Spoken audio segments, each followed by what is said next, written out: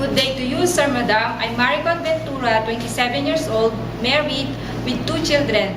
I am graduated with a Bachelor of Science in Business Administration, major in Management. About my working experience, I work as a domestic helper here in the Philippines.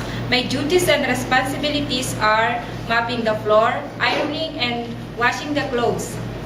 Good day to you, Ms. Maricon. How are you? I'm fine, Sir Madam. Okay, so what are the advantages of the employer if they will hire you? Sir Madam, I am hardworking, loyal, honest, and trustworthy. Okay, so can you tell us how to take care of the elderly? Sir Madam, give them nutritious foods and vitamins, give them a bath every day, and love them as my own parents. Okay, so what if you commit a mistake and the employer scolds you? What will you do? Sir Madam, I will say sorry and promise not to do it again. Okay, Ms. Maricon, do you have message to your employer? Sir Madam, please hire me because I really need this job for my family and for the future of my children. And I promise I will finish my 2 years contract. Okay, thank you, Ms. Maricon. Hope to see you soon in Singapore. Thank you, Sir Madam.